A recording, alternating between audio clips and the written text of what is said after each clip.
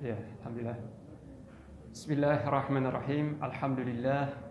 Wassalatu wassalamu ala Rasulillah wa ala alihi wa sahbihi wa man ittaba'a hudah. Amma ba'd.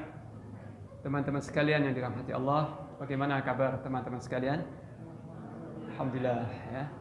Kita selalu patut bersyukur pada Allah, ucapkan alhamdulillah karena nikmat Allah yang dilimpahkan kepada kita tak pernah putus ya, senantiasa terus-menerus, tidak pernah putus, melimpah, dan kita insyaallah termasuk hamba-hamba Allah yang dipilih dari sekian banyak hamba-hambanya untuk meniti jalan yang lurus, untuk beriman kepada Allah, mengikuti jejak Rasulnya, dan melaksanakan perintah-perintah Allah. Ini semua adalah nikmat, anugerah, dan hidayah dari Allah Subhanahu wa ta'ala.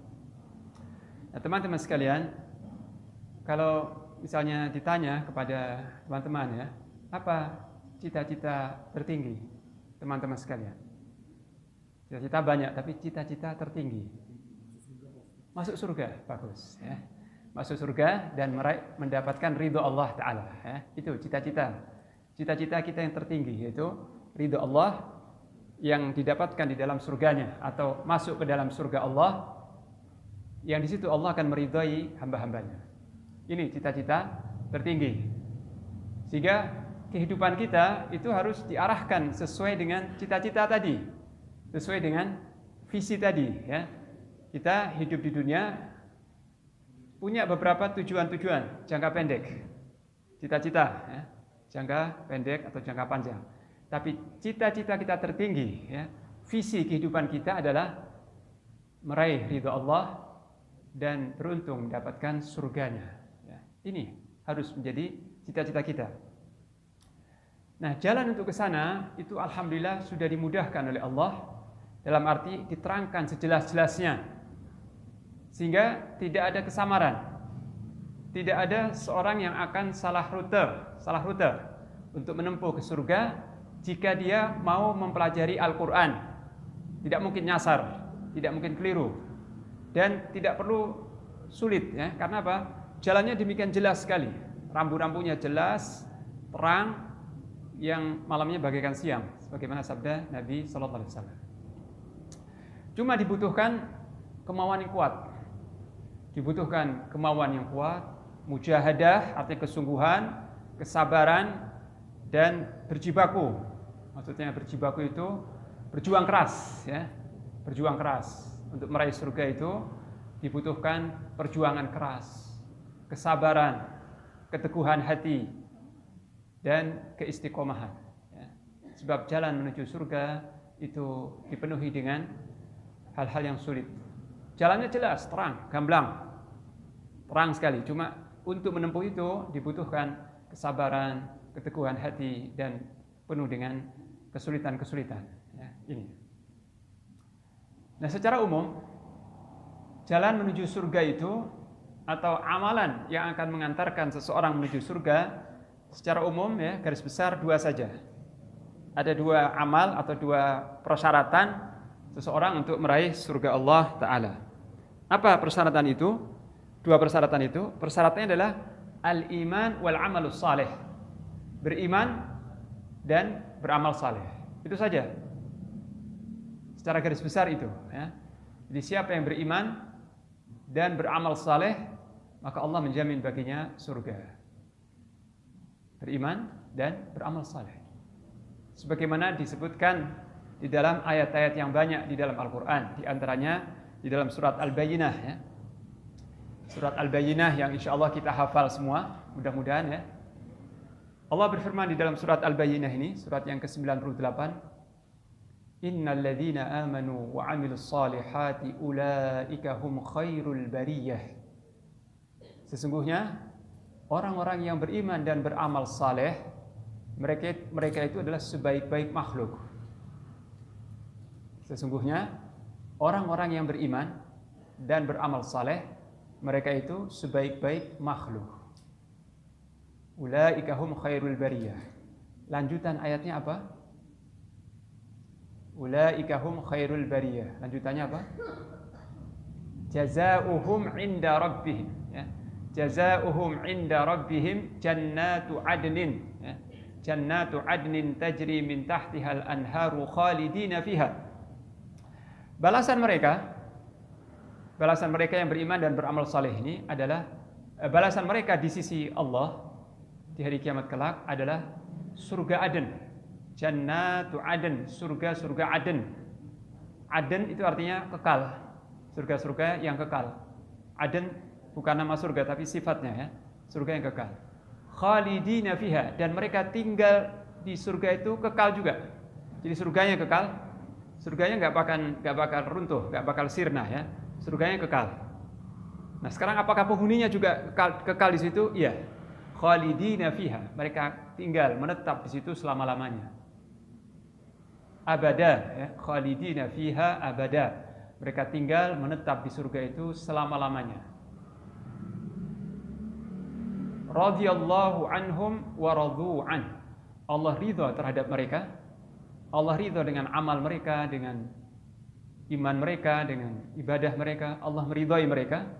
Wa radu an, dan mereka pun ridha akan balasan Allah. Mereka ridha, mereka puas dengan balasan Allah berupa surga yang kekal tersebut, ya. Radhiyallahu anhum wa radu an, dzalika liman khasyya rabbah. Surga yang sedemikian indah itu adalah diperuntukkan bagi siapa yang takut terhadap Rabb-nya. Siapa yang takut terhadap Allah. Ini. Jadi, amalan untuk meraih surga itu secara garis besar dua saja, yaitu beriman dan beramal saleh. Iman, yang dimaksud dengan beriman itu mengimani rukun iman yang 6. Beriman kepada rukun iman yang 6. Artinya beriman itu bukan cuma beriman kepada Allah saja. Itu rukun yang pertama atau itu intinya. Tapi yang dimaksud amanu, beriman itu adalah beriman kepada Allah, kepada para malaikatnya, malaikat-malaikat Allah, kepada kitab-kitab suci yang diturunkan Allah, beriman kepada para nabi, beriman kepada hari akhir, hari akhirat, dan beriman kepada takdir Allah yang baik maupun yang buruk. Itu maksudnya beriman, yakni mengimani rukun iman yang 6. Ini maksudnya beriman. Sedangkan wa'amilus salihat, beramal saleh, itu rinciannya adalah mengerjakan amal-amal saleh atau ibadah-ibadah yang wajib maupun yang sunnah, ya. Jadi beramal saleh itu artinya menjaga salat 5 waktu, berpuasa Ramadan, menunaikan zakat jika dia wajib zakat, berhaji jika dia mampu haji, berbakti kepada kedua orang tua, menuntut ilmu, berakhlak yang baik. Ini amal-amal saleh yang wajib. Juga yang sunnah, amal saleh yang sunnah seperti salat malam atau salat tarawih kalau di bulan Ramadan, salat malam di luar bulan Ramadan, ya. Membaca Al-Quran, salat duha, bersedekah, berzikir, memperbanyak zikir, dan juga salawat, memperbanyak zikir, khususnya salawat, khususnya di hari Jumat, ya. Memperbanyak salawat kepada baginda Nabi sallallahu alaihi wasallam pada setiap hari, terkhusus di hari Jumat yang penuh berkah ini. Jadi seperti itu amal saleh. Jadi orang-orang yang beriman dan beramal saleh, maka Allah menjanjikan baginya surga, ya. Nah, adapun rincian dari amalan-amalan yang akan mengantarkan ke surga Allah itu disebutkan di banyak ayat-ayat Al-Quran. Tapi yang hendak kita kaji di kesempatan pagi ini adalah amal-amal yang dicantumkan atau yang disebutkan oleh Allah dalam surat Ar-Ra'd, surat yang ke-13 ayat 19 hingga 23, ya. Ayat 24. Surat Ar-Ra'd, surat yang ke-13 ayat 19 hingga 24, ya. Di 5 ayat ini saya hendak bahas. Nah, Allah Ta'ala berfirman di ayat-ayat yang mulia ini, A'udzubillahi minasyaitonir rajim. Afaman ya'lamu annama unzila ilaika min rabbikal haqqu kaman huwa a'ma innama yatadzakkaru ulul albab.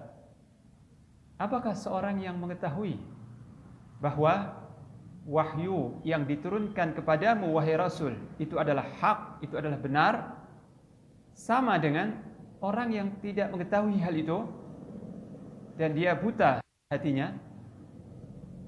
Jadi Allah bertanya, dan pertanyaan ini tidak membutuhkan jawaban karena sangat jelas perbedaannya, sangat jelas ketidaksamaannya, ya. Apakah sama seorang mukmin yang mengetahui dan meyakini bahwa wahyu yang diturunkan Allah kepada Rasulnya itu hak, itu wahyu yang benar, kalamullah, sama dengan seorang yang tidak tahu hal itu dan tidak mengimaninya, sehingga dia bagaikan orang yang buta hatinya. Jauh berbeda, ya, perbedaannya lebih jauh daripada langit dan bumi. Seorang yang mengetahui wahyu Allah itu hak dengan seorang yang tidak tahu seperti itu, ya. Jelas perbedaannya sangat jauh. Innama yatadzakkaru ulul albab. Sesungguhnya orang yang dapat mengambil pelajaran hanya orang-orang yang memiliki akal pikiran. Jadi hanya orang-orang yang berakal saja yang dapat mengambil pelajaran, yang dapat mendapat manfaat, ya, mengambil manfaat, mengambil pelajaran dan mengambil peringatan. Hanya orang-orang yang berakal saja, ulul albab. Nah, siapa ulul albab ini? Nah, ulul albab ini sekaligus sifat-sifat penghuni surga, ya. Ulul albab, orang-orang yang cerdik, orang-orang yang berakal ini, sifat-sifatnya ini adalah sifat-sifat penghuni surga. Dan amalan mereka adalah amalan penghuni surga. Apa? Lihat ayat berikutnya, ayat yang ke-20. Alladzina yufuna bi'ahdillahi wa la yanquduna al-mitsaq. Yaitu orang-orang yang menepati perjanjian mereka kepada Allah dan tidak melanggar perjanjian. Mereka tidak melanggar perjanjian. Ini sifat yang pertama. Itu pertama dan kedua, ya. Menepati perjanjian mereka kepada Allah. Ini dulu. Apa perjanjian kita kepada Allah? Nah, antara kita dengan Allah itu ada dua perjanjian, ya. Ada dua perjanjian yang sudah kita ikrarkan, kita ucapkan perjanjian ini. Yang pertama adalah ketika manusia itu masih berada di alam roh, masih belum berwujud manusia, masih dalam bentuk roh. Nah, Allah SWT mengeluarkan dari punggung ayah kita Adam alaihissalam, dari tulang sulbi ayah kita Nabi Adam alaihissalam, cikal bakal anak keturunannya, cikal bakal anak cucunya, semua dikeluarkan oleh Allah Ta'ala. Dan ini dengan kekuasaan Allah, ya. Allah mengeluarkan dari tulang sulbi, tulang punggung Nabi Adam alaihissalam semua anak cucunya. Dalam bentuk apa? Dalam bentuk roh. Semua nanti akan terlahirkan di dunia sebagai manusia ini, rohnya dikeluarkan oleh Allah dari tulang punggung Nabi Adam alaihissalam. Lalu Allah mempersaksikan kepada mereka semua. Allah bertanya kepada mereka, Alastu birabbikum? Bukankah aku ini adalah Tuhan kalian? Bukankah aku, Allah, Tuhan kalian semua yang kalian sembah nantinya? Mereka menjawab, iya benar, kami bersaksi akan hal itu, ya. Nah, tentang ini kita bisa lihat di surat Al-A'raf ayat 172. Allah berfirman, wa id akhadha rabbuka min bani adama min zuhurihim dzurriyyatahum wa ashhadahum ala anfusihim alastu birabbikum qalu bala syahidna. Dan ingatlah ketika Rabbmu mengambil dari anak cucu Nabi Adam, dari keturunan anak cucu Nabi Adam, dari tulang punggung mereka. Saya ulang lagi.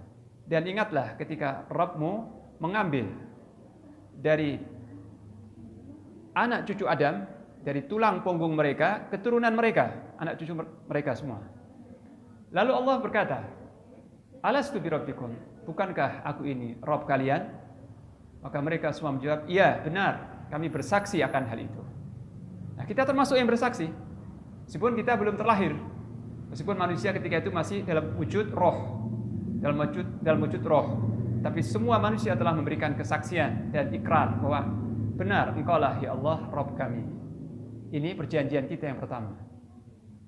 Tapi Allah tidak mencukupkan dengan perjanjian yang pertama. Setelah itu Allah mengutus para nabi dan rasul, menurunkan kitab suci, dan kemudian mereka yang beriman kepada para rasul itu, kita yang beriman kepada rasul, mengikrarkan dua kalimat syahadat.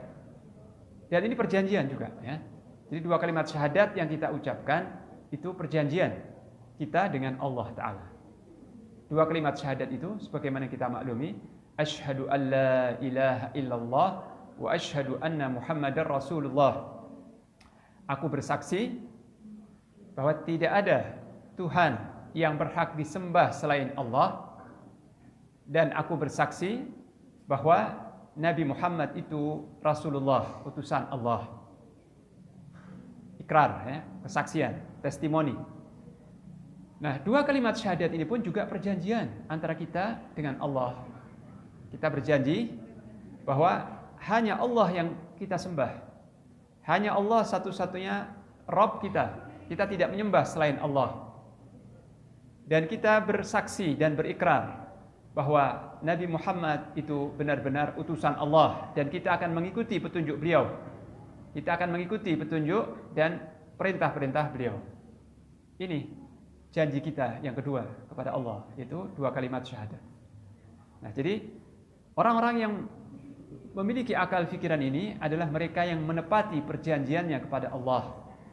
Baik perjanjian yang pertama di alam roh maupun perjanjian yang kedua ketika mengikrarkan dua kalimat syahadat ini.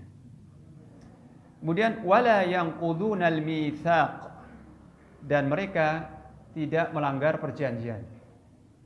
Nah, frase yang kedua ini lebih umum lagi.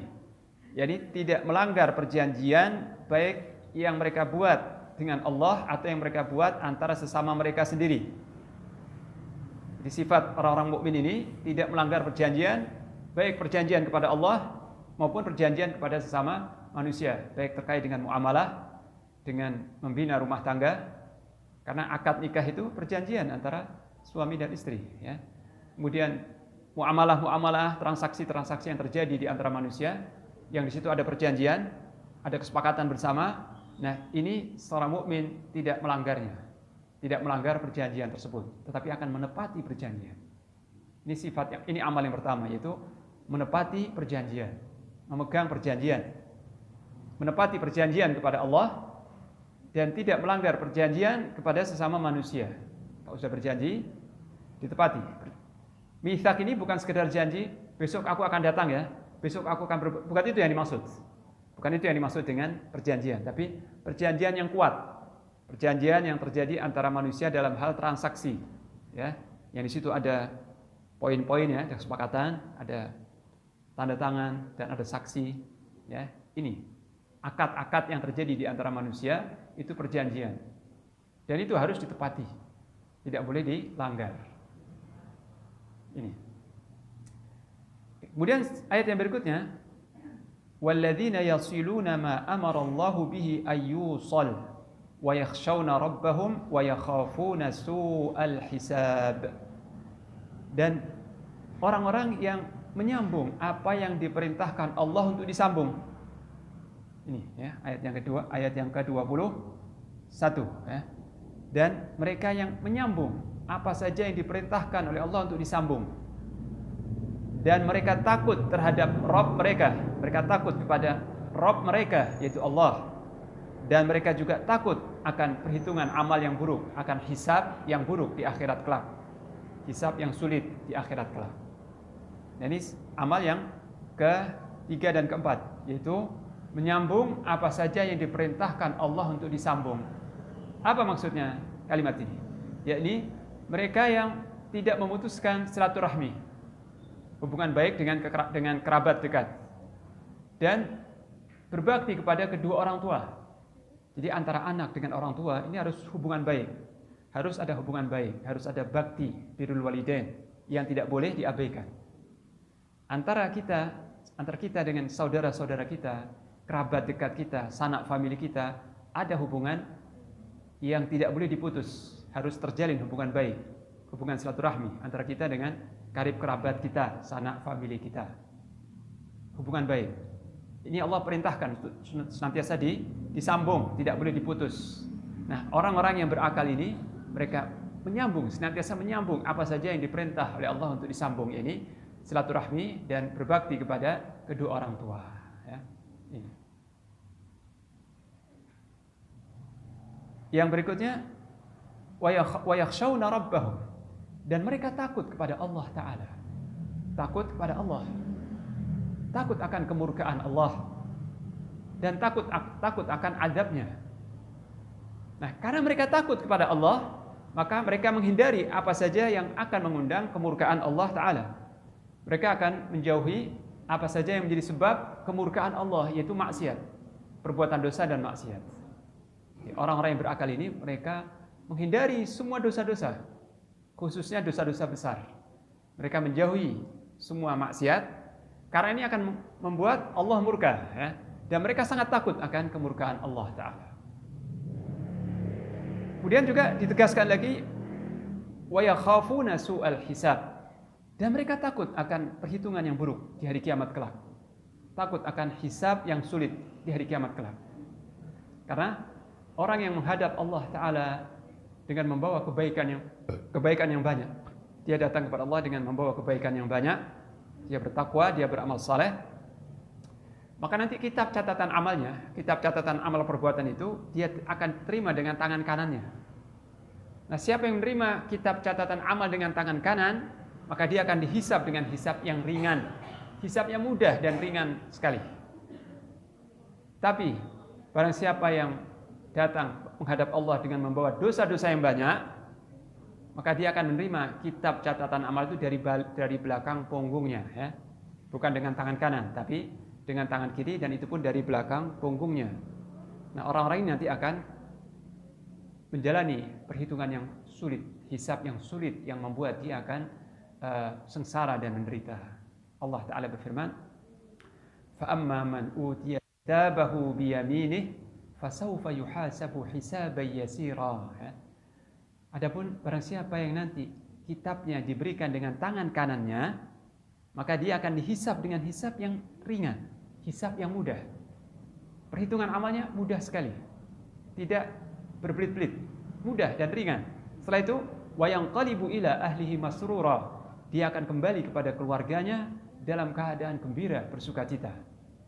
Kembali kepada keluarganya ini di surga. Kembali kepada keluarganya, berkumpul kepada keluarganya di surga. Masrura, dalam keadaan bergembira. Tapi sebaliknya, wa amma man utiya kitabahu wara'a dhahrihi fasawfa yad'u thubura wa yasla sa'ira. Dan adapun barang siapa yang menerima kitab catatan amalnya dari balik punggungnya, berarti dengan tangan kirinya, maka dia akan berteriak nanti, akan menyesali dirinya. Yad'u thubura, menyeru kecelakaan terhadap dirinya. Jadi akan berkata, duhai alangkah celakanya aku, duhai alangkah sengsaranya aku. Akan berkata, akan berseru seperti itu. Dan wayasla sa'ira, akan masuk ke dalam neraka. Ini. Nah, orang-orang mukmin yang ulul albab, yang berakal ini, mereka ketika sejak hidup di dunia sudah waspada dan sudah jauh-jauh hari mereka sudah takut akan perhitungan amal yang buruk nanti, yang sulit di hari kiamat. Karena itu mereka mempersedikit dosa, ya, menghindari sebisa mungkin dosa dan maksiat, dan memperbanyak amal saleh, banyak beristighfar, senantiasa bertaubat kepada Allah Ta'ala, supaya nanti hisabnya di akhirat itu mudah dan tidak dipersulit. Nah, ayat ini menunjukkan bahwa orang-orang mukmin yang berakal ini, mereka hidup di dunia itu dengan hati-hati dan senantiasa diliputi oleh rasa takut. Rasa takut kepada Allah, ya. Bukan takut akan bencana alam, takut kepada Allah. Itu yang paling menyibukkan hati mereka. Takut kepada Allah, takut akan azabnya, dan takut akan hisab pada hari kiamat kelak. Mereka takut terhadap itu. Sehingga hidupnya di dunia itu hati-hati, ya. Senantiasa hati-hati dan tidak bebas melakukan apa yang dia suka, ya.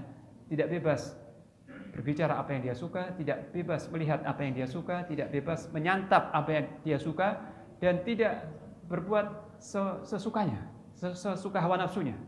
Dia hidup hati-hati sekali, bagaikan seorang yang berjalan di sebuah jalan setapak yang penuh dengan onak dan duri, ya.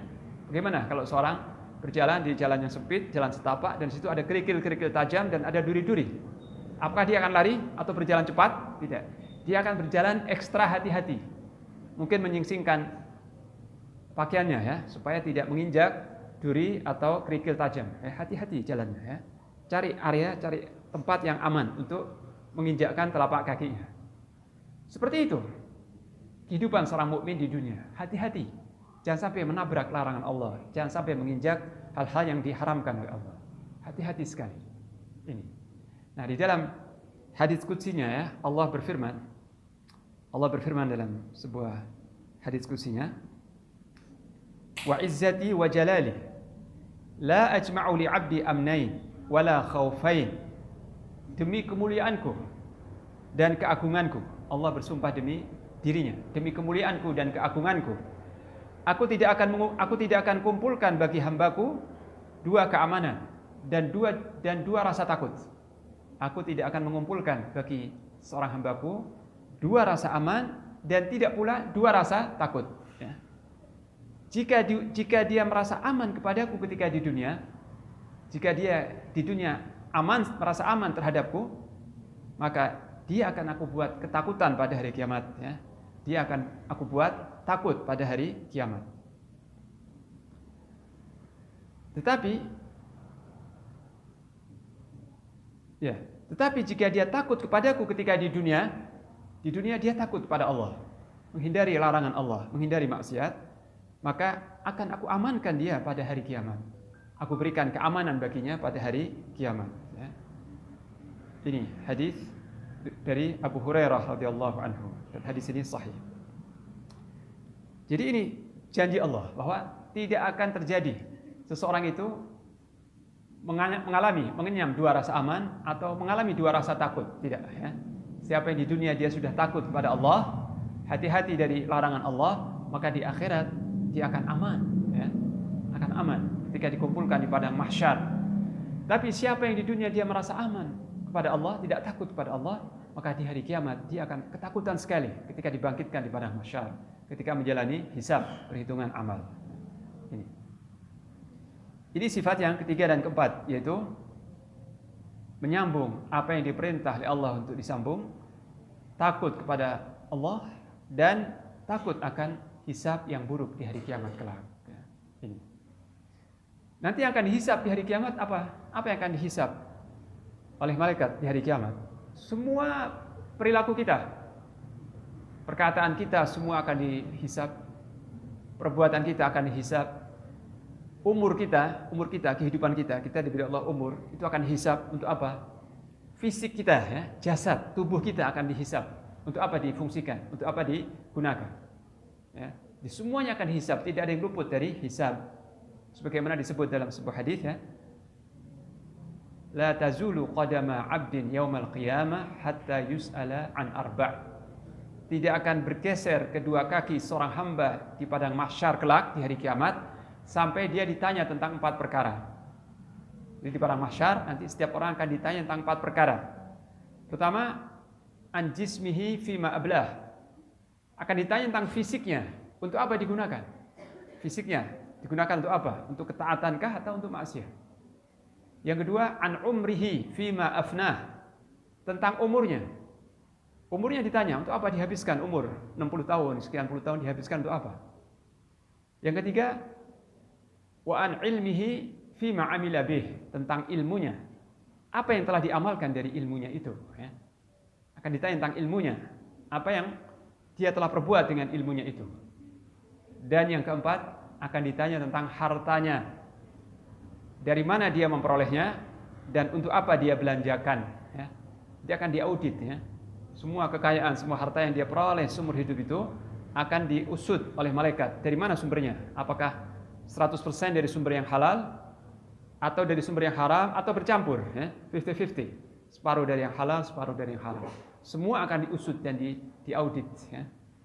Kemudian tidak hanya pemasukannya saja, dari mana sumber pemasukannya, hartanya itu, juga pengeluarannya. Katakanlah ya, harta itu dari yang halal, sepenuhnya dari sumber yang halal. Kalau seorang membelanjakan harta itu pada sesuatu yang haram, untuk berfoya-foya misalnya, untuk berfoya-foya, untuk hal yang pemborosan, yang sia-sia, maka dia tidak akan selamat dari hisab, ya. Ini tidak akan hisab itu semua. Dan dalam hadis yang lain juga disebut tentang masa mudanya. Masa mudanya untuk apa dihabiskan? Ya, masa muda ini nikmat Allah yang besar. Untuk apa digunakan? Akan dihisab semuanya nanti, ya. Jadi tidak ada satu perbuatan kita yang lolos dari hisab. Semuanya akan dihisab, akan diperhitungkan oleh malaikat-malaikat Allah Ta'ala. Ini, jadi orang-orang yang cerdik, orang yang berakal itu, mereka di dunia sudah menghisab dirinya, sudah muhasabah, introspeksi, sudah menghisab dirinya, mewaspadai dirinya supaya nanti di akhirat hisabnya mudah dan lancar. Ya. Kemudian sifat yang berikutnya adalah walladzina sabaru ibtigha'a wajhi rabbihim. Ya. Yang ke-22 ya. Dan mereka yang bersabar karena mengharap ridha Allah Ta'ala. Mereka yang bersabar karena mengharap keridhaan Allah. Bersabar. Ini amalan mereka, bersabar. Bersabar dalam hal apa? Apakah hanya bersabar ketika tertimpa musibah saja? Bukan. Tapi bersabar itu, bagaimana sering saya ulang-ulang ya, bersabar itu ada 3 medannya. Bersabar itu ada 3 medannya. Pertama, dalam ketaatan.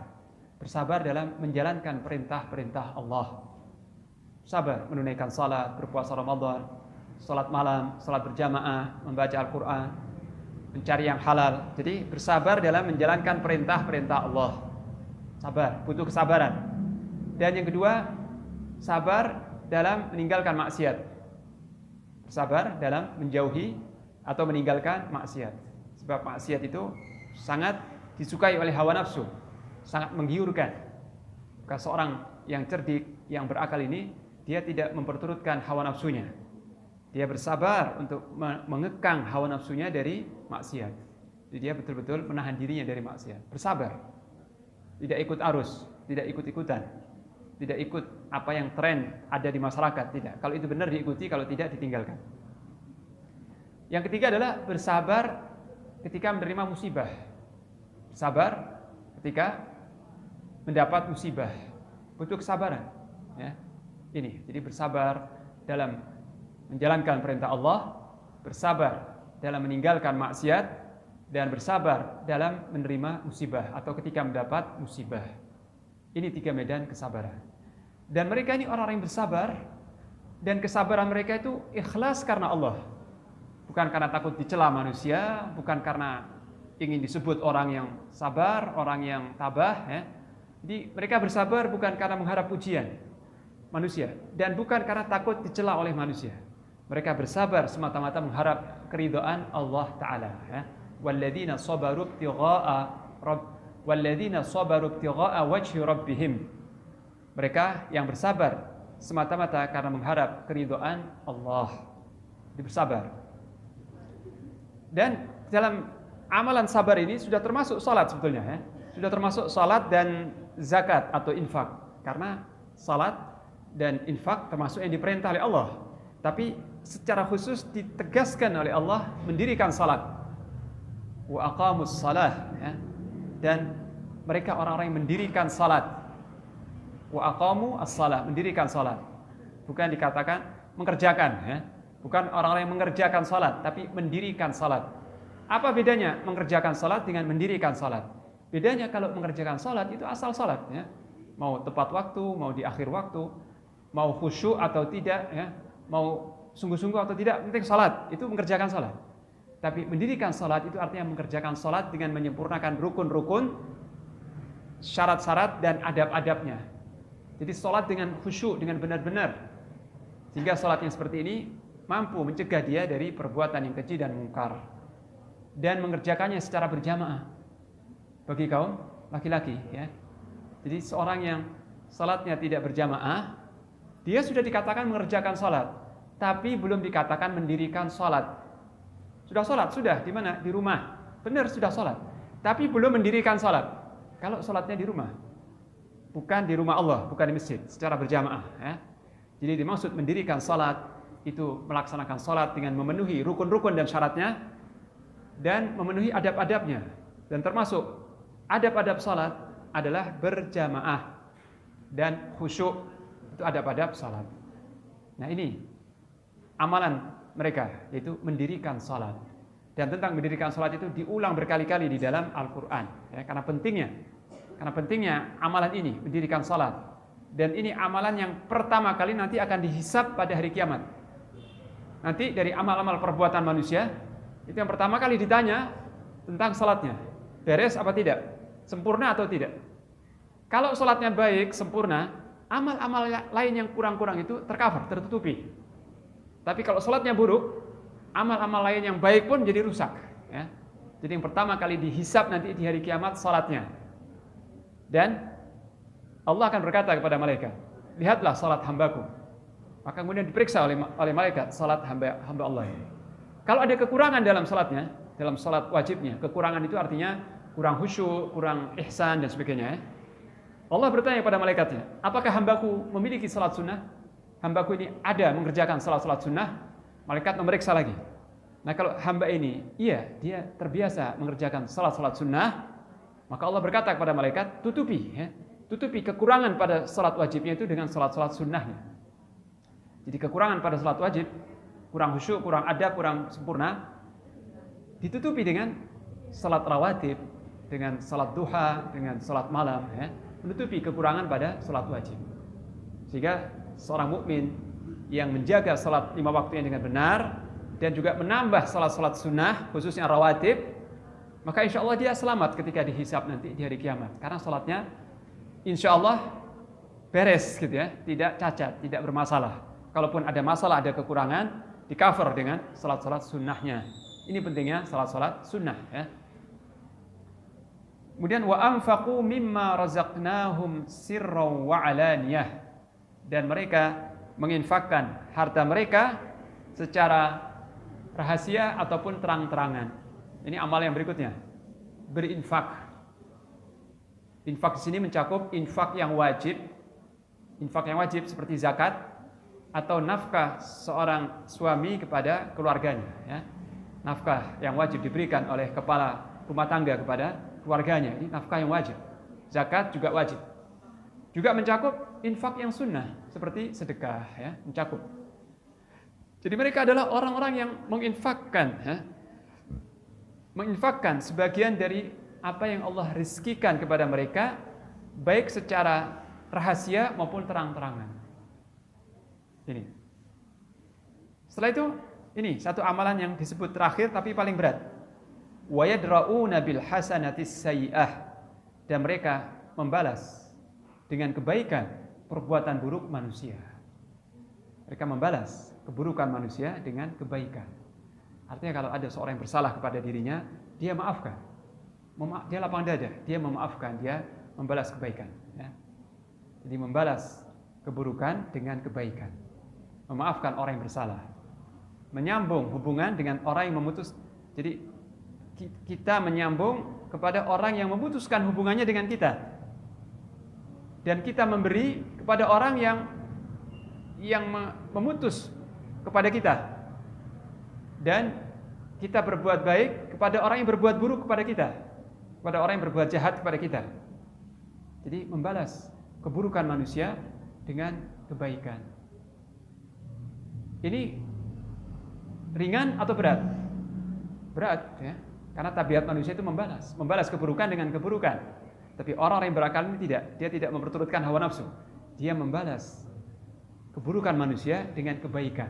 Seperti ibarat pepatah, ya, pohon, ya, dilempar dengan batu, dia membalas buah, ya. Jadilah engkau bagaikan pohon, dilempari batu, tapi dia membalas dengan buah. Ini sifat orang yang mukmin yang berakal, ya. Nah, kalau sikap mereka terhadap orang yang berbuat buruk, mereka berbuat baik, lalu bagaimana sikap mereka terhadap manusia yang berbuat baik kepadanya, ya? Bagaimana sikap orang-orang ini terhadap orang-orang yang berbuat baik kepadanya? Kalau terhadap orang yang berbuat buruk saja dia berbuat baik, dia lapang dada, apalagi terhadap orang-orang yang berbuat baik, ya? Jangan ditanya. Kemudian Allah menutup sifat-sifat mereka itu dengan kabar gembira. Ulaika lahum uqbad dar. Mereka itulah yang nanti akan mendapatkan kesudahan yang baik. Orang-orang yang memiliki amalan-amalan ini, mereka nanti akan mendapat kesudahan yang baik. Apa kesudahan yang baik itu? Lihat di ayat yang ke-23, jannatu adni yadkhulunaha. Itu surga Aden. Surga-surga Aden yang mereka akan masuk ke dalamnya. Ini janji Allah. Kabar gembira dari Allah. Mereka nanti akan masuk ke dalam surga-surga Aden, surga yang seluas langit dan bumi, dan mereka akan kekal di dalamnya selama-lamanya. Amalannya apa? Coba kita rinci lagi. Pertama, menepati perjanjian kepada Allah. Menepati perjanjian kepada Allah. Kedua, tidak melanggar perjanjian. Nah, yang kedua ini umum, baik perjanjian kepada Allah maupun perjanjian kepada sesama manusia. Tidak melanggar perjanjian, setia dengan perjanjian, megang teguh perjanjian. Yang ketiga, menyambung apa yang Allah perintah untuk disambung. Silaturahmi, birrul walidain, berbakti pada orang tua. Ya. Yang ketiga. Yang keempat, wa yakhshawna rabbahum. Mereka takut kepada Allah. Hati mereka penuh rasa takut kepada Allah.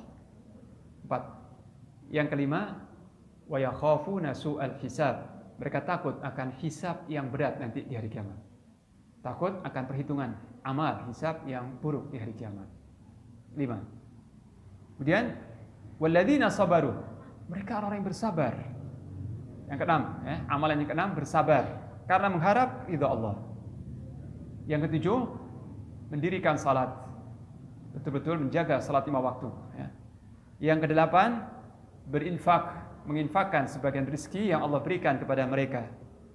Yang kesembilan, membalas keburukan manusia atau membalas keburukan orang dengan kebaikan. Ada 9 amalan. 9 amalan. Barang siapa saja yang memenuhi 9 amalan ini, 9 perkara ini ada pada dirinya, Allah menjamin ulaika lahum uqbaddar. Mereka yang amalnya seperti ini, yang sifatnya seperti ini, mereka nanti akan mendapat kesudahan yang baik. Apa itu? Jannatu adni yadkhulunaha. Itu surga-surga Aden. Surga-surga Aden yang mereka akan memasukinya. Nah, memasuki surga Aden suatu kebahagiaan yang besar yang tak terlukiskan. Tapi tidak hanya cukup sebatas ini. Allah menambah lagi kebahagiaan mereka dengan mereka berkumpul dengan keluarga tercinta di surga tersebut. Jadi yang masuk ke surga Aden bukan dia sendirian, tapi orang-orang tuanya yang saleh. Orang-orang tuanya, ayahnya, ibunya yang saleh juga akan masuk. Istri dan suami-suaminya dan anak cucu mereka, keturunan mereka yang saleh dengan syarat yang saleh. Semuanya akan masuk ke dalam surga dan berkumpul di level yang sama. Berkumpul di tingkat yang sama. Karena tingkatan surga itu ribuan, banyak. Orang-orang mukmin yang keluarganya beriman nanti akan dikumpulkan oleh Allah di surga, berkumpul dengan keluarga besarnya. Ya, istri, anak, istri, suami, anak cucu, orang tua, akan dikumpulkan oleh Allah di dalam surga dengan syarat orang tua yang beriman, pasangan hidup yang beriman, anak cucu yang beriman dan beramal saleh. Sebagaimana lanjutan ayat ini. Yadkhulunaha wa man salaha min abaihim wa azwajihim wa dzurriyyatihim. Surga-surga Aden yang mereka akan masuk ke dalamnya dan juga orang-orang tua mereka yang saleh dan istri-istri mereka yang saleh dan anak cucu mereka yang saleh akan masuk dalam surga dan berkumpul kembali di surga. Ya, ini kebahagiaan tersendiri. Ya, berkumpul dengan keluarga tercinta, dengan orang tua, dengan keluarga di surga dengan penuh rasa bahagia. Ini suatu kenikmatan, suatu kebahagiaan tersendiri. Dan di sana kekal abadi, tidak akan ada perpisahan lagi. Di dunia berpisah dengan orang-orang yang kita cintai, berpisah. Orang tua, istri, anak akan berpisah. Tapi di surga pertemuan yang tidak akan ada perpisahan lagi setelahnya. Dan tidak hanya itu, tidak sebatas itu, tapi ditambahkan lagi oleh Allah kebahagiaannya dengan wal malaikatu yadkhuluna alaihim min kulli bab, dan para malaikat masuk menemui para penghuni surga itu dari segala pintu-pintu surga. Malaikat menemui mereka untuk apa? Untuk mengucapkan selamat, untuk memberikan ucapan selamat. Dan ucapan selamat dari malaikat itu menambah kebahagiaan hati mereka, ya. Kata-kata malaikat yang mengucapkan di ayat berikutnya, salamun alaikum bima sabartum fa ni'ma uqbaddar. Selamat atas kalian. Ini ucapan selamat. Ucapan selamat dari malaikat. Salamun alaikum bima sabartum. Selamat atas kalian karena kalian telah sukses bersabar selama di dunia, ya. Selamat atas kalian karena kalian telah menjalani hidup di dunia dengan kesabaran, atau kalian telah bersabar seumur hidup di dunia. Maka inilah surga sebaik-baik tempat kembali, ya. Fa ni'ma uqbaddar. Inilah sebaik-baik tempat hunian, tempat tinggal yang nyaman dan membahagiakan. Ini sebagian dari amalan penghuni surga. Ada 9 tadi, ya. Saya ulang lagi supaya teman-teman ingat. Kita catat, kita ingat, setelah itu kita lakukan dengan memohon pertolongan kepada Allah. dengan memohon pertolongan kepada Allah supaya kita dibantu melaksanakan 9 hal ini. Yang pertama adalah menepati perjanjian kepada Allah. Kedua, tidak melanggar perjanjian. Yang ketiga, menyambung apa yang Allah perintah untuk disambung, silaturahmi, berbakti pada orang tua. Takut kepada Allah. Yang kelima, takut akan hisab yang buruk di hari kiamat, hisab yang sulit di hari kiamat. Yang keenam, mendirikan salat. Yang ketujuh, berinfak di jalan Allah. Sebentar, saya ulang lagi. Menepati perjanjian yang pertama. Kedua, menepati perjanjian kepada Allah. Yang kedua, tidak melanggar perjanjian. Yang ketiga, menyambung apa yang Allah perintahkan untuk disambung. Yang keempat, takut kepada Allah, kepada Rabb mereka. Yang kelima, takut akan hisab yang buruk di hari kiamat. 5. Yang keenam, bersabar. Nah, ini saya lupa tadi. Bersabar karena mengharap ridha Allah. Ini yang keenam. Kemudian yang ketujuh, mendirikan salat. Yang kedelapan, berinfak, baik infak yang wajib maupun yang sunnah. Yang kesembilan, apa? Membalas keburukan orang dengan kebaikan. 9. Nah, barang siapa yang mengamalkan 9 hal ini, 9 perkara ini ada pada dirinya, maka Allah menjamin dengan jaminan yang hak, jaminan yang benar, bahwa mereka ini akan mendapat surga Aden dan dikumpulkan bersama keluarga tercinta, dan mereka mendapat ucapan selamat dari para malaikat Allah. Nah, ini teman-teman sekalian, beberapa amalan penghuni surga. Kalau kita perhatikan, kalau kita renungkan satu persatu amalan itu, tidak ada yang ringan. Tidak ada satupun yang kita anggap, oh ini gampang, oh ini simple, tidak ada. Semuanya serba berat, tapi bukan mustahil dilakukan. Semuanya berat. Mendirikan sholat, berat. Berinfak di jalan Allah, berat. Bersabar, berat. Menepati perjanjian, tidak mudah. Kemudian membalas keburukan orang dengan kebaikan, lebih berat lagi. Jadi 9 perkara ini bukan hal yang ringan, yang berat. Tapi membahagiakan, menenteramkan seseorang ketika dia di dunia. Jadi orang yang tidak salat, dia akan gelisah hatinya. Dia akan mudah stres, dia akan mudah goncang hatinya, karena hatinya tidak bersandar kepada Allah, tidak terjalin komunikasi yang mesra dengan Allah. Jadi orang yang tidak mendirikan salat, dia mudah kena gangguan penyakit jiwa. Dia mudah berbuat kejahatan, dia mudah melakukan perbuatan yang keji, dia akan dibenci oleh manusia, akhlaknya buruk dan seterusnya. Tapi orang yang mendirikan salat, hatinya akan tenang, akan tentram, karena senantiasa terjalin hubungan baik dengan Allah. Dan orang yang mendirikan salat dengan benar, dia akan menjauhi perbuatan keji dan mungkar. Dan orang yang bersabar, dia akan tentram hidupnya, akan bahagia, bersabar, karena mengharap pahala Allah. Bersabar, yakin dengan takdir Allah, istiqomah dalam menjalankan perintah Allah. Ini kunci kebahagiaan dunia, kunci ketentraman hati di dunia sebelum surga yang kekal abadi di akhirat. Jadi perkara-perkara 9 tadi itu bukan hal yang ringan, berat, tapi kalau tidak kita lakukan, kita akan sengsara di dunia sebelum di akhirat. Jadi amalan-amalan soleh yang kelihatannya berat, itu justru rahasia kebahagiaan seseorang di dunia. Rahasia kebahagiaan seseorang di dunia. Ketika dia berpegang teguh dengan syariat Allah, ketika dia taat kepada Allah, ketika dia bersabar menjauhi maksiat, maka ini kunci kebahagiaan hidup di dunia sebelum di akhirat. Dan kunci keberkahan rezeki dan hidup di dunia. Karena Al-Quran ini petunjuk untuk kebahagiaan dunia dan akhirat. Agama Allah ini adalah pedoman untuk meraih hidup bahagia di dunia dan di akhirat. Bukan cuma di akhirat saja atau di dunia saja, tapi agama Allah ini menjamin siapa yang berpegang teguh dengan agama Allah ini, dia akan bahagia di dunia dan di akhirat. Jamin oleh Allah. Ini sebagaimana sering saya ulang dalam pelajaran-pelajaran sebelumnya. Nah, teman-teman sekalian yang dirahmati Allah, ini yang dapat saya sampaikan di kesempatan duha kali ini. Dan jika ada hal-hal yang belum jelas atau ingin teman-teman diskusikan, saya persilahkan.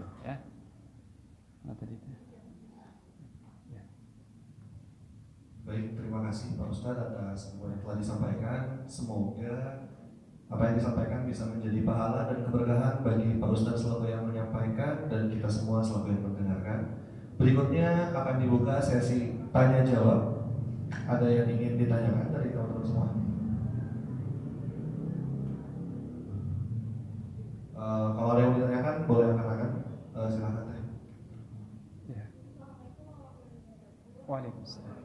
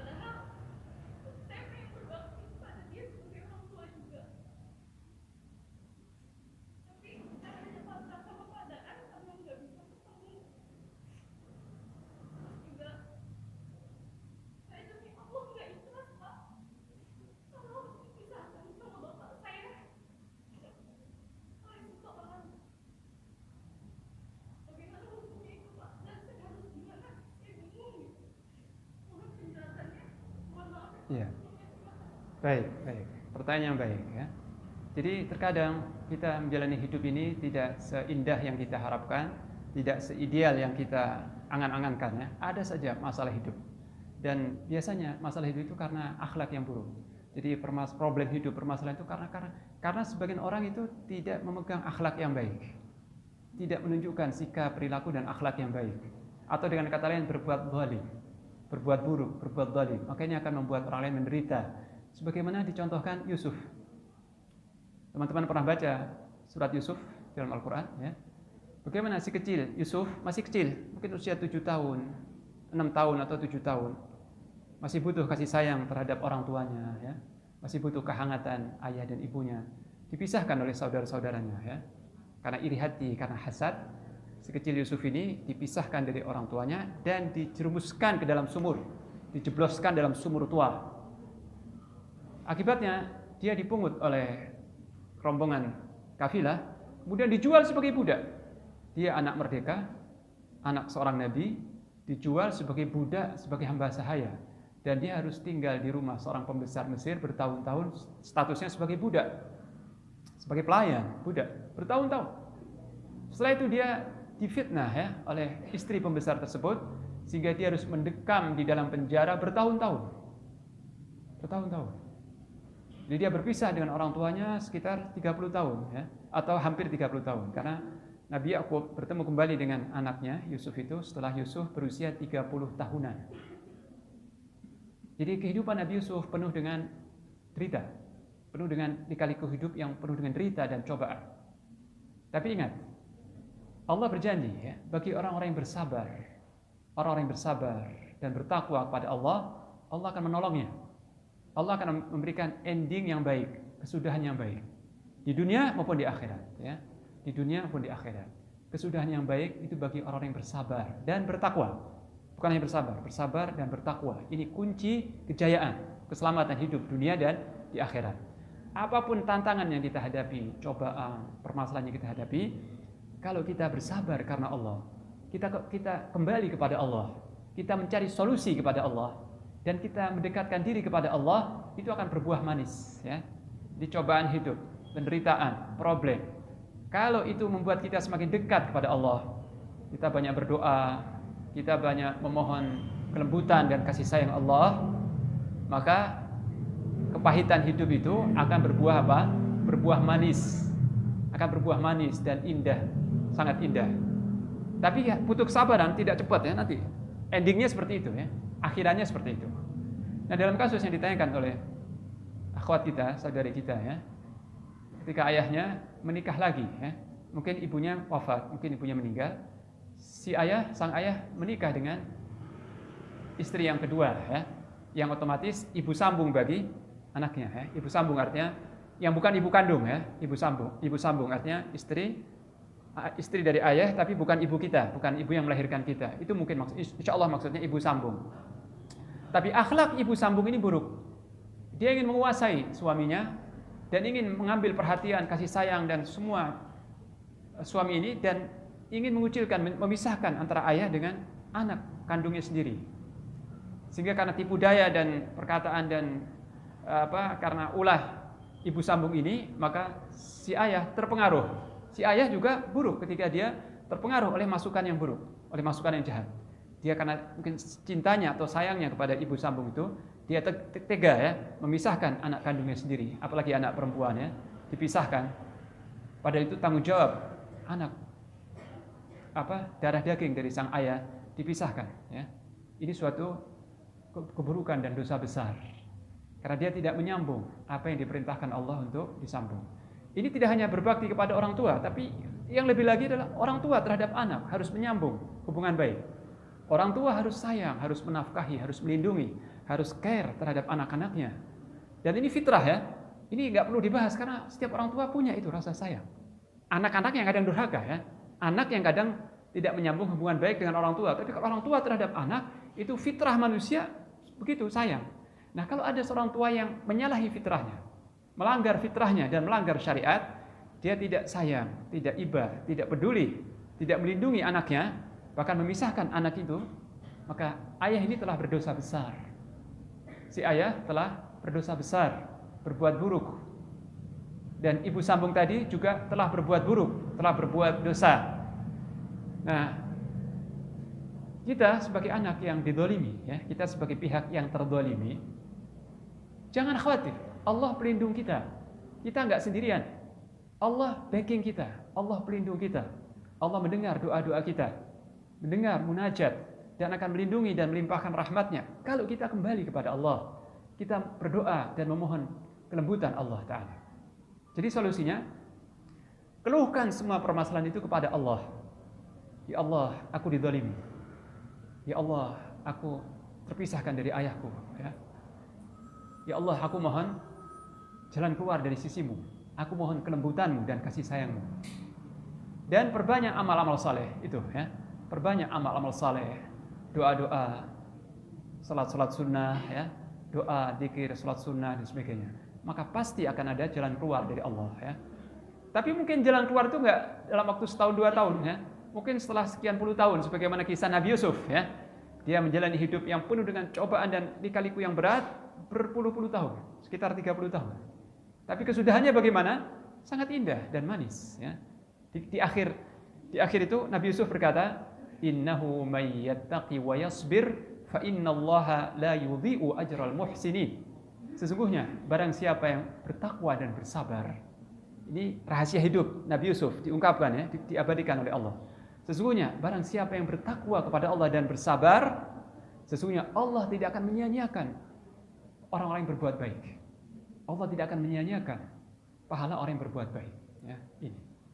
Jadi solusinya adalah pertama, dekatkan diri kita kepada Allah. Jadikan masalah ini membuat kita semakin dekat kepada Allah. Ya. Dan ini kaidah teman-teman ya. Masalah apa saja yang membuat kita semakin dekat kepada Allah, itu sebetulnya anugerah. Sebetulnya karunia, bukan masalah. Meskipun masalah ya, tapi kalau karena kepentok masalah ini, karena kita diuji dengan masalah ini, membuat kita semakin dekat kepada Allah ya. Semakin banyak menyebut nama Allah, semakin taqarrub kepada Allah, maka itu nanti buahnya bagus, dan itu suatu kelembutan dari Allah, suatu kebaikan dari Allah ya. Itu. Jadi solusinya itu. Dekatkan diri kita kepada Allah. Berdoalah kepada Allah, harapkan jalan keluar dari sisi Allah dengan bertakwa dan bersabar. Dengan bertakwa dan bersabar dan beriman kepada takdir Allah Ta'ala. Beriman kepada takdir Allah, karena semuanya sudah ditakdirkan dan kita bersabar menjalani ini. Dan ingat, kehidupan dunia ini bukan segala-galanya ya. Jadi kehidupan dunia ini mampir sejenak, bukan segala-galanya, tapi kehidupan yang sejati mana? Di akhirat. Kehidupan yang sejati itu di akhirat. Jadi standar kebahagiaan atau kesengsaraan sebenarnya standar yang benar itu di akhirat. Meskipun kita tidak ingin sengsara di dunia, ya, tapi kehidupan yang benar itu di akhirat. Jadi kita di dunia bersabar saja sementara waktu. Ya. Nah itu. Adapun orang tua yang berbuat buruk, kalau kita ingin agar Allah menuntut, agar Allah membalasnya, maka balasan Allah akan turun. Jadi kita punya 2 pilihan, memaafkan atau ingin agar Allah menghukumnya, kita punya dua pilihan. Dan kalau kita sulit memaafkan, kita merasa berat untuk memaafkan, kita tidak ridha, kita ingin agar Allah menghukum orang tua yang berbuat zalim, maka hukuman Allah akan turun cepat atau lambat. Hukuman Allah akan turun cepat atau lambat, karena Allah sudah berjanji bahwa Dia akan berpihak pada orang-orang yang dizalimi, dan doa orang-orang yang dizalimi itu mustajab, ya. Jadi jangan ragu akan pembalasan Allah. Cuma Allah itu pembalasannya nggak secepat yang kita harapkan. Kita kadang tergesa-gesa. Kita tergesa-gesa, pengen lihat besok, pengen lihat pekan depan. Tapi pembalasan Allah terkadang ditangguhkan karena hikmahnya, ya. Kita pengennya cepat-cepat dihukum, dibalas, tapi Allah nggak buru-buru, ditangguhkan nanti. Tapi hukuman Allah pasti akan turun terhadap siapa saja yang berhak mendapatkannya, ya. Itu. Jadi tenangkan hati kita bahwa Allah kita punya pelindung yang kuat, yang maha sayang, maha lembut, ya. Dia tidak akan meninggalkan kita. Siapa? Allah Ta'ala. Dekatkan diri kita kepadanya, ya. Mohonlah solusi kepadanya, ya. Nah, adapun hukuman terhadap orang yang zalim, baik kepada orang tua yang zalim atau kepada ibu sambung yang telah berbuat zalim, cepat atau lambat hukuman itu akan tiba, akan datang. Cepat atau lambat. Jangan risau, jangan ragu. Jangan ragu, karena Allah Zat yang Maha Adil. Allah Hakim yang Maha Adil. Keadilan Allah enggan kalau Dia membiarkan seorang itu luput dari keadilannya, luput dari hukumannya, ya. Jadi siapa saja yang berhak mendapat hukuman dari Allah pasti dapat. Cuma kadang nggak cepat, ya, kadang cepat, kadang lambat, ya. Jadi kita jangan meragukan keadilan Allah, dan kita jangan putus asa dari rahmat Allah. Yakin Allah pelindung kita, Allah mendengar doa-doa kita, munajat kita, dan Allah akan melimpahkan rahmat dan kelembutannya kepada hambanya yang bertakwa dan bersabar. Jadi kuncinya dua, bertakwa dan bersabar. Allah berfirman, "Wa may yattaqillaha yaj'al lahu makhraja." Barang siapa yang bertakwa kepada Allah, Allah akan berikan baginya jalan keluar. Janji, ya. Siapa yang bertakwa, Allah berikan jalan keluar dan rizki dari arah yang tak terduga-duga. Dan bagi orang yang bersabar, Allah juga berjanji bahwa kesabaran itu akan berbuah baik, akan berpahala besar, ya. Orang-orang yang disempurnakan pahalanya sampai tidak terhitung itu hanya orang-orang yang bersabar. Dan juga Allah berfirman, "Inna ma'al usri yusra, fa inna ma'al usri yusra, inna ma'al usri yusra." Maka sesungguhnya bersama, ya, bukan sesudah, bersama kesulitan itu ada kemudahan. Sesungguhnya bersama kesulitan itu ada kemudahan. Ini kabar dari Allah, kabar gembira. Kesulitan apapun, permasalahan apapun yang kita hadapi, di situ ada kemudahan dari Allah. Ada kemudahan dari Allah. Ya, ini kabar dari Allah. Jadi kita jangan putus asa dari rahmat Allah, dari kelembutan, kasih sayang, dan jalan keluar dari sisinya. Ya, jangan putus asa, jangan risau, jangan meragukan sedikit pun. Itu yang dapat saya jawab. Demikian. Ya. Terima kasih Pak Ustadz. Mbak Yulia sudah menjawab. Ya. Berikutnya ada lagi yang ingin bertanya. Mungkin satu pertanyaan lagi, ya. Mbak Ismail, silakan. Ya. Waalaikumsalam.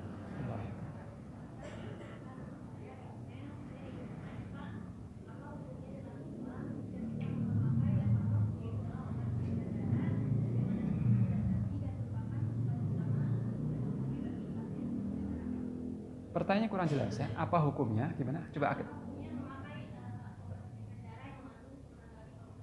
Obat yang mengandung lemak babi, urun babi. Obat itu apa? Kemoterapi, kanker. Obat itu masuk ke dalam tubuh, ya. Masuk ke dalam tubuh. Obat pengencer darah itu, pencair darah itu ditelan, masuk ke dalam tubuh. Oh, diinfus, ya. Jadi kita tahu babi hukumnya apa? Babi itu haram dikonsumsi. Haram dikonsumsi. Dan karena haram dikonsumsi, maka haram digunakan untuk obat, ya. Jadi haram dikonsumsi bukan haram disantap sebagai steak, atau bukan cuma haram dikonsumsi, tapi haram dipakai sebagai obat yang masuk ke dalam tubuh. Ditelan, diminum, diinfus. Kalau diinfus kan masuk ke dalam tubuh, ya. Nah, jadi turunan babi apa saja, tidak hanya lemaknya, entah sar apa saja pokoknya, ya. Jadi babi seluruhnya, semuanya babi itu haram dikonsumsi dan haram digunakan sebagai obat. Haram digunakan sebagai obat, apalagi diinfuskan untuk mencairkan darah. Jadi ini yang saya tahu, jawaban sementara ya. Sementara yang saya tahu bahwa haram hukumnya seorang muslim menerima infus yang mengandung turunan babi atau derivat babi. Haram hukumnya. Tapi kalau nggak ada obat lain, bagaimana kalau ini sangat dibutuhkan, kalau gini. Para ulama mengatakan tidak ada darurat untuk pengobatan. Jadi apa yang haram diharamkan oleh syariat tidak menjadi halal ketika kondisi darurat, tidak. Tapi sesuatu yang haram itu bisa menjadi halal ketika dibutuhkan untuk dimakan. Jadi kalau kita nggak mendapati makanan kecuali yang haram, kecuali babi misalnya di tengah hutan, nggak ada makanan kecuali babi, maka ketika itu tidak berdosa menyantap babi sekedar mengganjal perut, nggak berdosa, karena darurat, butuh untuk menyambung hidup. Tapi kalau untuk berobat hukumnya lain, ya, karena berobat itu tidak sesuatu yang darurat dan hasil dari berobat itu tidak mesti sembuh, sebagaimana tidak seperti orang yang kelaparan, kalau dia makan dia kenyang. Orang yang kelaparan dan hampir mati, kalau dia menyantap daging babi, dia akan tertahan hidupnya, terjaga kelangsungan hidupnya. Itu secara hukum sebab akibat jelas. Tapi orang yang berobat, apa pasti dijamin sembuh? Pasti sembuh dari penyakitnya? Tidak. Ya. Beda dengan orang yang lapar, kalau dia makan, insya Allah kenyang. Tapi orang yang berobat tidak mesti sembuh. Mungkin kemungkinan sembuhnya 50%. Nah, oleh karena itu para ulama berkata, tidak ada istilah darurat dalam hal berobat. Artinya kondisi yang darurat dalam pengobatan tidak membuat boleh berobat dengan sesuatu yang haram. Tapi darurat ini berlaku dalam hal makanan. Ketika kita nggak dapati makanan kecuali bangkai, kecuali babi, boleh menyantap yang haram sekedar untuk melanjutkan kehidupan. Nah, karena haram seorang muslim menerima infus yang mengandung turunan babi, maka dia harus menghindari obat itu. Terus bagaimana? Cari obat yang lain. Nggak ada, mustahil. Karena Nabi bersabda, sesungguhnya Allah tidaklah menurunkan penyakit kecuali telah menurunkan obatnya. Maka berobatlah kalian dengan yang halal dan jangan berobat dengan yang haram. Ya. Jadi kita dilarang berobat dengan sesuatu yang haram. Jadi kalau itu mengandung babi, tolak. Katakan kepada dokter, saya nggak mau. Nanti kamu akan mati. Saya siap mati. Kalau memang resikonya mati, saya siap mati. Kalau memang ajal, ya. Saya nggak takut. Ya, jangan sampai karena takut ini kemudian kita bukan mengkonsumsi ya, menerima obat yang haram. Ya. Lebih baik mati dalam ketaatan, dalam istiqomah daripada kita menerima obat yang haram, yang kita mencari kesembuhan tapi dengan mengundang kemurkaan Allah. Ya. Kita cari sembuh tapi membuat Allah murka. Ya. Nah ini jawaban sementara. Ya. Jadi haram menerima infus dari sesuatu yang mengandung babi. Itu yang dapat saya jawab. Ya. Terima kasih Pak Ustaz. Mbak Rizka, apakah sudah terjawab? Baik, untuk sesi tanya jawabnya kita cukupkan. Izinkan saya membacakan resume kajian pada hari ini, yaitu tujuan kehidupan dari manusia adalah untuk masuk surga, dan ada dua syarat utama agar kita selaku manusia bisa masuk surga, yaitu yang pertama beriman dan yang kedua melakukan amalan-amalan soleh. Dan ada beberapa sifat, 9 sifat amalan mukmin yang berakal atau ulul albab, yaitu yang pertama orang-orang yang menepati perjanjian kepada Allah, entah ketika berupa ruh atau ketika sudah menjadi manusia. Yang kedua tidak melanggar perjanjian entah kepada Allah ataupun kepada sesama manusia. Yang ketiga menyambung apa yang diperintahkan oleh Allah Subhanahu wa taala untuk disambung. Yang keempat mereka yang takut kepada Allah. Yang kelima takut mendapatkan hisab yang buruk atau sulit. Yang keenam sabar karena mengharap ridho Allah Subhanahu wa taala. Yang ketujuh mendirikan sholat. Yang kedelapan menginfakkan harta. Dan terakhir membalas keburukan dengan kebaikan. Terima kasih banyak Pak Ustadz atas materi ilmu yang disampaikan kepada kita semua. Semoga kita semua senantiasa selalu berada dalam ridho dan jalan yang direstui oleh Allah Subhanahu wa taala, hingga pertemuan kita tidak hanya berlangsung di dunia tapi bisa juga bertemu kembali di surga Allah Subhanahu wa taala yang kekal kelak. Baik, terima kasih Pak Ustadz.